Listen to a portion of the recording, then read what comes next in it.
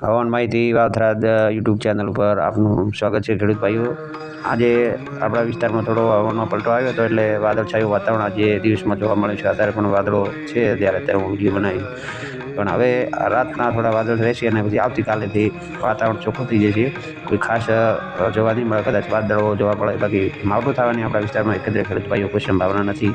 જે કોઈ ન્યૂઝવાળા કે હવામાન વિભાગનું જે ઓથોરિટી વગરના જે આપે છે હવામાન, એમનું તારણ હતું કે આપણા વિસ્તારમાં માવઠું થશે, પણ માવઠું થવાનું નથી બિલકુલ। હું સતત કહું છું આપને 99.99% આપણા વિસ્તારમાં અત્યારે માવઠું 10 દિવસ સુધી કોઈ સંભાવના નથી। પછી જો કોઈ હવામાનનો પલટો આવે તો હું તમને અલગથી એક વિડીયો દ્વારા આપને માહિતી આપીશું।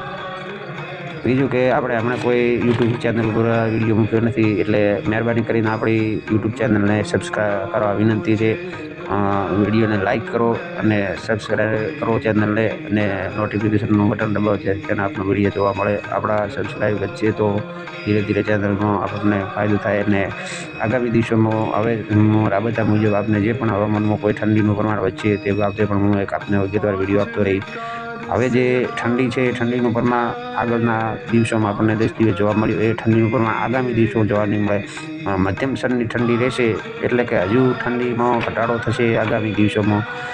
2-3 દિવસ પછી બિલકુલ ઠંડી ઓછી થવાની છે। એકંદરે કોઈ ઠંડી ઓછી નહીં થાય, પણ આમ મીડિયમ ઠંડી રહેશે અને દિવસે ગરમી ખૂબ જોવા નહીં મળે, ગરમી પણ વધવાની નથી, એટલે કોઈ ચિંતા કરવાની જરૂર નથી। મીડિયમ વાતાવરણ રહેવાનું છે ખેડૂત ભાઈઓ। બસ એ જ। જય હિન્દ, જય જવાન, જય કિસાન। આપણી ચેનલને સબસ્ક્રાઈબ કરવાનું ભૂલતા નહીં ખેડૂત ભાઈઓ, મિત્રો, વડીલોને મારી નમ્ર વિનંતી છે।